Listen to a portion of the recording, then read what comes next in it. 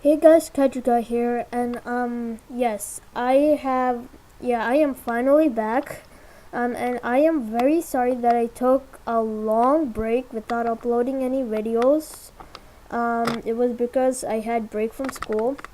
So today I will be uploading another video, finally, and this will be Kaiju Talk episode 13.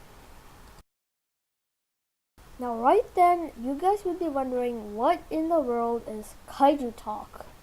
Now, Kaiju Talk is basically me talking about different kaiju in the Godzilla franchise.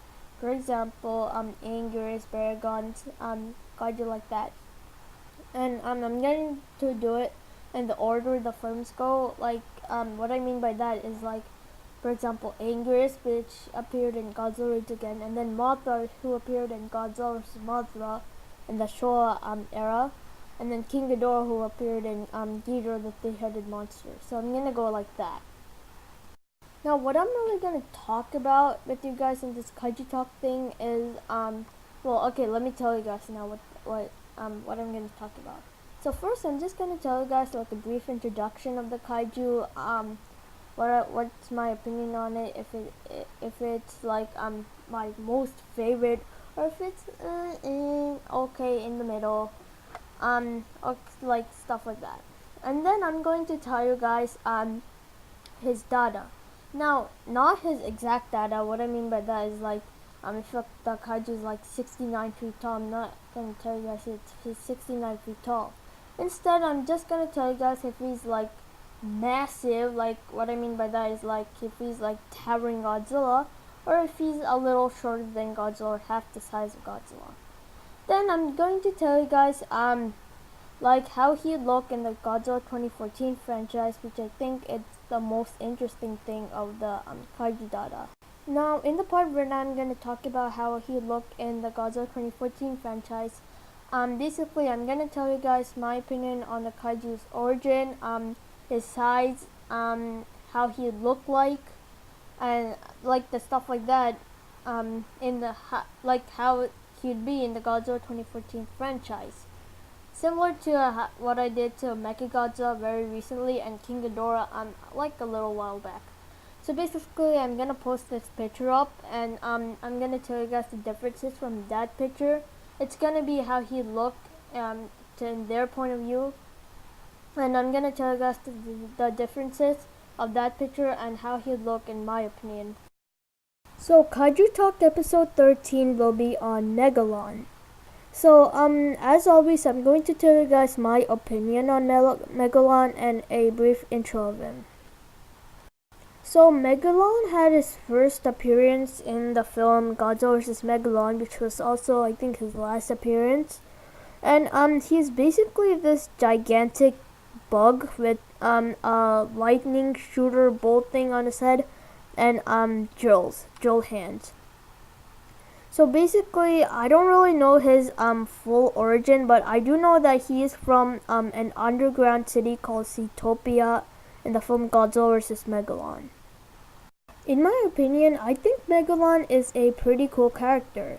I really like his design, like the the drill hands, and he is very agile, and yeah. Now, one nitpick I have about him is that I think they could have made him a little bit more cooler. Like for example, Gigan is one of the cool characters because he looks really cool.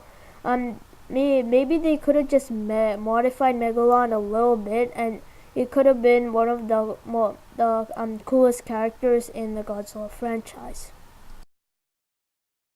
So next up, let's move on to Megalon's superpowers. So since Megalon only appeared in one era, which is the Showa era, well, I'm gonna only talk about the superpowers of Megalon in the Showa era, since he only appeared in the Showa era. So Megalon in the Showa series only has one superpower, one major superpower, which is that he can fire this lightning bolt out of his this like axe like horn like thing on his head. I don't really know what it's like really called.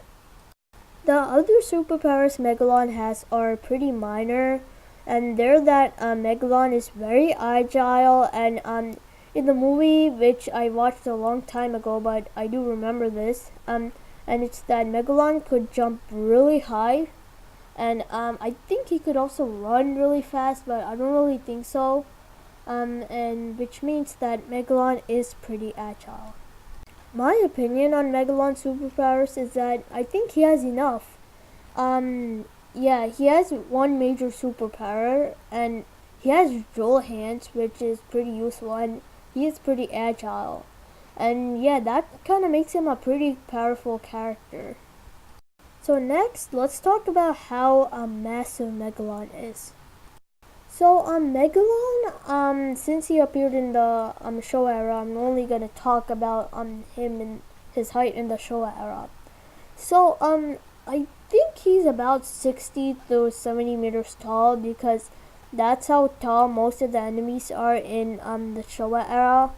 If not, then he is about 50 to 60 meters tall.